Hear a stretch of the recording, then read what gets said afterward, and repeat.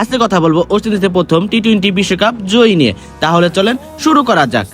সালটা ছিল 2012, যেখানে প্রথম ব্যাটিং করতে আসে ওয়েস্ট ইন্ডিজ এবং প্রথম ওভারে জনসন সাস আউট হয়ে যায় এবং এরপরে ওয়েস্ট ইন্ডিজে হাল ধরতে আসে স্যামুয়েলস। কিন্তু অপর প্রান্তে থাকা ক্রিস গেল বেশিক্ষণ টিকতে পারেনি, কিন্তু ওয়েস্ট ইন্ডিজের একমাত্র হাল ধরে রেখেছিল স্যামুয়েলস। তার দায়িত্বশীল ব্যাটিং এ ওয়েস্ট ইন্ডিজ কিছুটা চাপ মুক্ত হয়, কিন্তু এরপরে আউট হয়ে যায় ডিজে ব্রাভো। কিন্তু ওয়েস্ট ইন্ডিজের এক প্রান্ত আগলে রেখেছিল স্যামুয়েলস এবং স্যামুয়েলস মাত্র 46 বলে তার 50টা তুলে নিয়েছিল এবং এরপরে স্যামুয়েলস আউট হয়ে যায় এবং ওয়েস্ট ইন্ডিজের সম্পূর্ণ দায়িত্ব নেয় সামি। এবং লাস্টের দিকে সামির বিধ্বংস ব্যাটিং এর কারণে ওয়েস্ট ইন্ডিজ 20 ওভার শেষে 137 রান করতে পারে এবং শ্রীলঙ্কার হয়ে প্রথম ব্যাটিং করতে আসে জয়াসুরিয়া এবং দিলশান, কিন্তু দ্বিতীয় ওভারে প্রথম বলে আউট হয়ে যায় দিলশান।